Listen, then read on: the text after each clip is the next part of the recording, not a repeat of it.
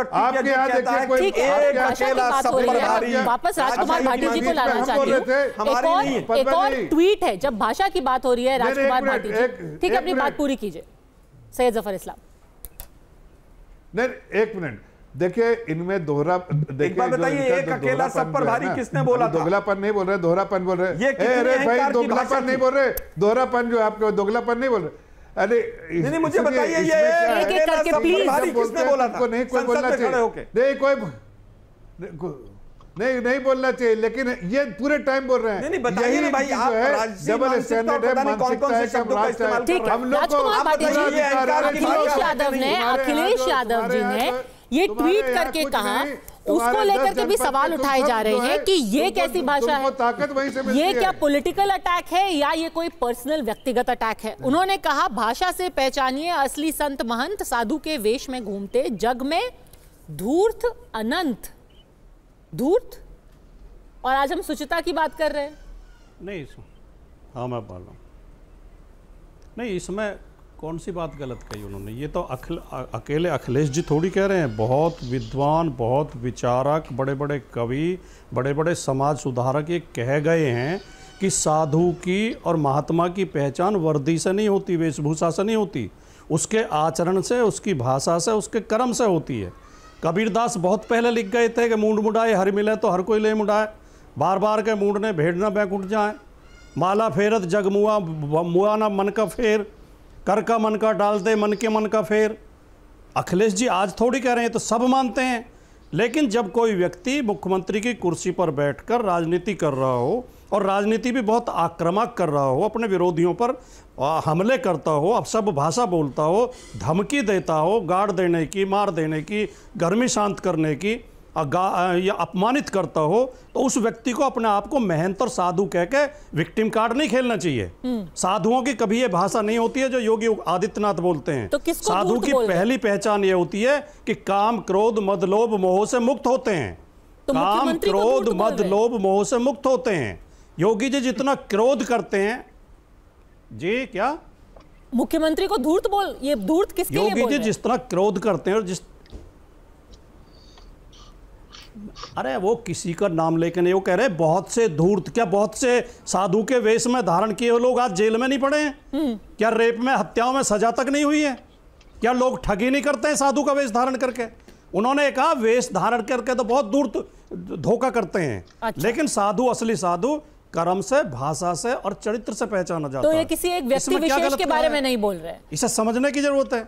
और योगी आदित्यनाथ किसी भी दृष्टिकोण से साधु नहीं है और योगी नहीं है। जो ANI के कैमरामैन को उन्होंने शब्द बोले थे, कोई साधु बोल सकता है, कोई महंत बोल सकता है, कोई योगी बोल सकता है?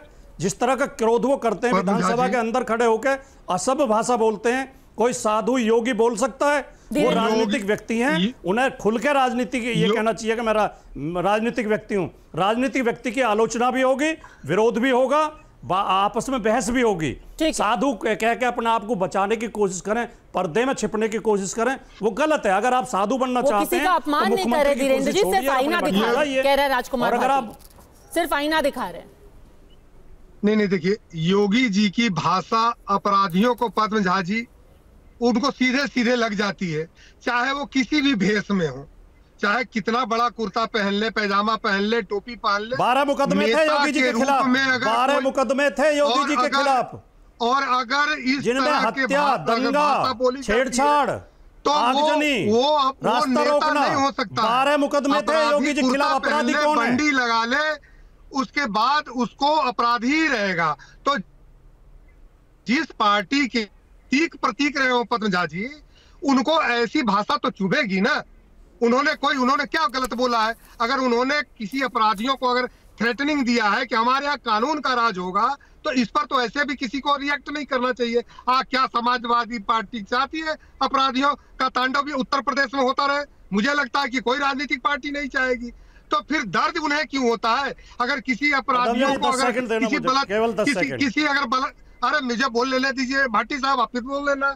अगर कोई बलत्कार के ऊपर में आरोप लगता है, आप चिल्लाओ यार, मैं आपको रोक रहा हूं। उसके लिए फिर उसके बाद फिर वहां पे बोला जाता है कि उसका नार्को करो, उसका डीएनए करो। क्या इससे अपराधियों का मनोबल नहीं बढ़ता पद्म झा जी? मुझे आप ये बताइए, अगर उन लोगों को सरकार के मुख्यमंत्री अगर चेतावनी देते हैं तो इस बात पर आलोचना की जाती है विपक्ष के उत्तर प्रदेश के द्वारा। तो क्या इस तरह की बात पहले कहना कि माफिया महंत में कुछ फर्क नहीं है, फिर कहना कि कोई धूर्त है, और फिर ये कहना कि भाषा का स्तर क्यों गिर रहा है?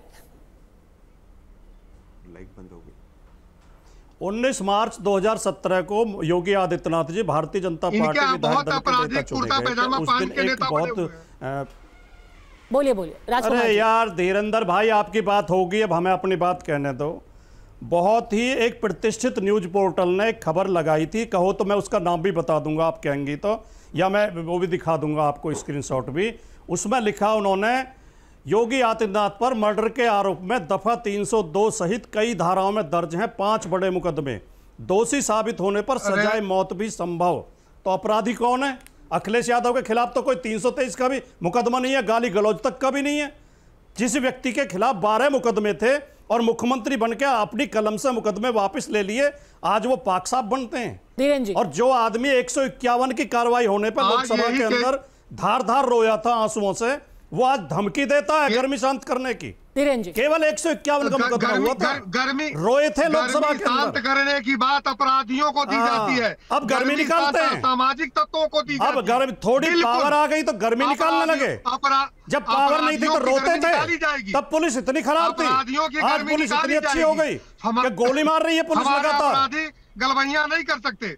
आपके यहाँ अपराधियों की इज्जत है, एनडीए गठबंधन में अपराधियों की कोई इज्जत नहीं। सारे अपराधी तो बीजेपी में भरे पड़े हैं, सारे रेपिस्ट, सारे हत्यारे तो बीजेपी में भरे पड़े हैं। चाहे मुख्तार हो, अतीक हो, चिन्मयानंद कौन है? चिन्मयानंद किस पार्टी में? किनके यहाँ में गिरवाऊं? कुलदीप सेंगर किस पार्टी में? आपकी सरकार बनी है, और जिसने आपने तो मायावती और जिस मुख्यमंत्री के खिलाफ खुद 12 मुकदमे थे, वो अपराधी है या नहीं है? क्या बात करेंगे?